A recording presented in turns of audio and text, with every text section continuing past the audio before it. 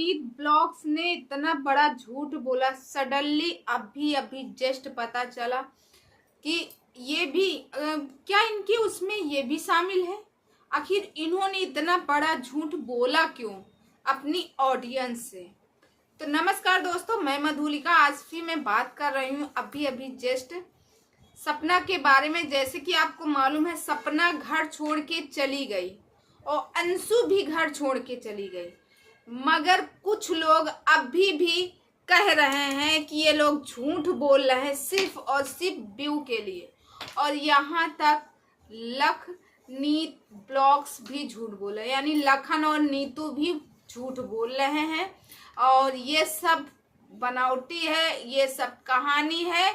इनको सिर्फ और सिर्फ व्यू और पैसे चाहिए। तो दोस्तों, क्या आपको लगता है कि कोई ऐसा कर सकता है? क्या आपको लगता है कि सपना ने झूठ बोला? अरे जो लड़की अभी जस्ट, इसीलिए सपना ने सबसे पहले क्या किया था, हम लोगों के साथ सबसे पहले अपना ऑडियो शेयर किया था। उसने वो शेयर किया क्योंकि उसको मालूम था ये सोशल मीडिया है, यहाँ पे कोई ऐसे विश्वास नहीं करेगा, यहाँ प्रूफ मांगेगा। यहाँ तक कि प्रूफ देने पर भी लोगों को विश्वास नहीं होता है। वो विश्वास दिलाने के लिए पहले ही उसने वो ऑडियो हम लोगों के साथ शेयर किया था। उसके बावजूद भी कैसे कैसे लोग हैं जो उसे झूठा कह रहे हैं, हाँ? कि वो झूठ बोल रहे।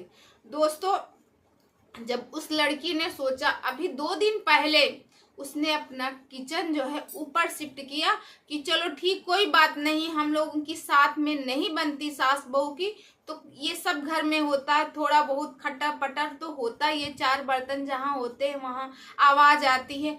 चलो हम जो है इसको ऊपर कर लेते हैं, मगर रहेंगे इनके साथ ही, एक साथ रहेंगे, हम खाना ऊपर बनाते हैं। ऐसा सपना ने सोचा और किचन भी शिफ्ट किया उसने, मगर फिर भी वहां रह नहीं पाई और लोगों को लगता है। तो दोस्तों, मैंने उसके कमेंट देखे हैं। कुछ कमेंट तो सपना के लिए हैं, सपना के अच्छे अच्छे कमेंट हैं, और कुछ कमेंट इतने गंदे हैं, इतने गंदे तरीके से लोगों की, कहते हैं ना कि सोच कोई नहीं चेंज कर सकता जब तक इंसान खुद नहीं चाहेगा। कुछ लोग कहते हैं कि सपना जो है सब झूठ बोल रही। और एक कमेंट था, उसका नाम तो यहाँ नहीं ले रही हूँ, आप खुद जाके सपना की वीडियो में देखना। उसने कहा कि सपना की बर्बादी अब शुरू, सपना की अब कहानी शुरू हो गई, सपना की बर्बादी शुरू हो गई है। अभी आगे आगे देखो अब होता क्या है। अभी तो सपना की स्टार्टिंग है। अरे क्या कुछ समझ में नहीं आता, कैसे कैसे लोग होकर क्या सोचते हो।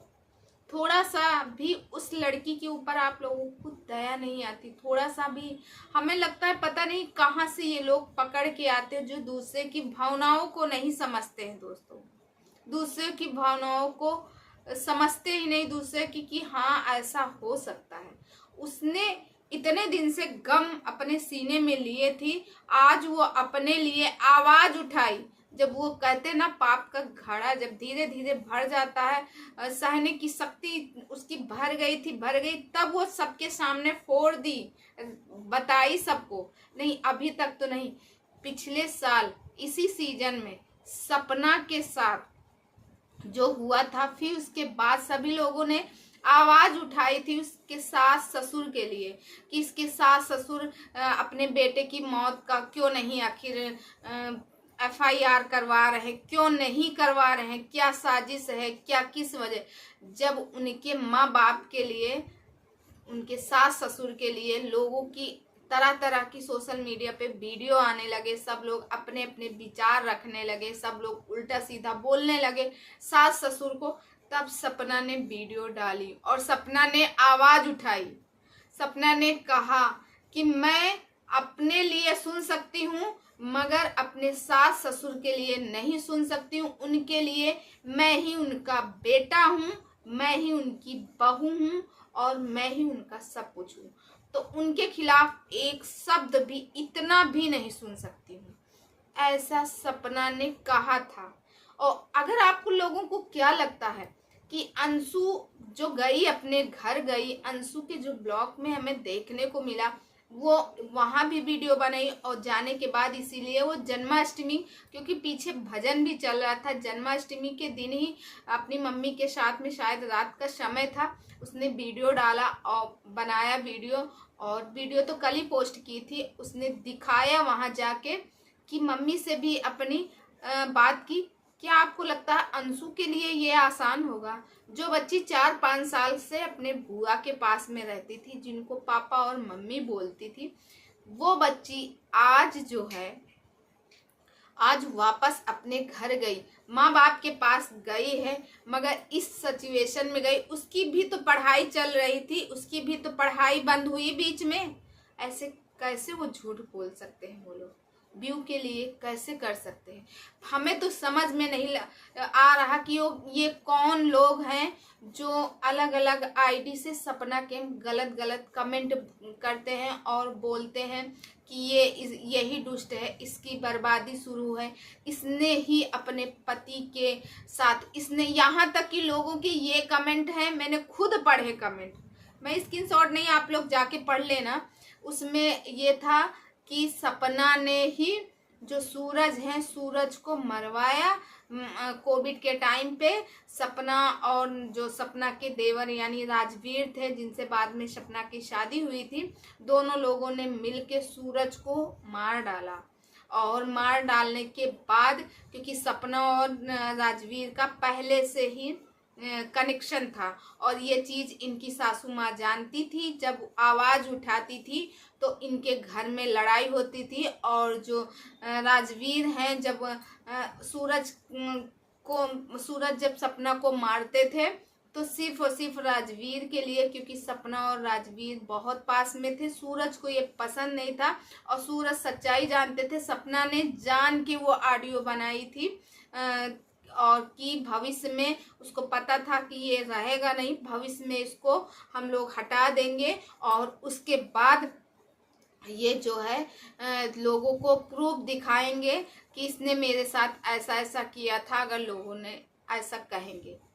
तो दोस्तों, आप लोगों को क्या लगता? मुझे तो समझ में नहीं आता, एक लड़की अपना दुख दर्द इतना ज़्यादा बर्दाश्त करे, उसके दो पति नहीं रह गए और उसे घर से निकाल दिया गया। यहाँ छोटी सी बात अगर कोई हस्बैंड या पति कुछ भी, यहाँ तक कि सास ससुर कहते हैं या माँ बाप कहते तो सहन नहीं होता। एक लड़की इतना सह रही, अब सहते सहते अपने लिए आवाज़ उठाई, तो उसमें भी लोगों ने तरह तरह की बातें करना।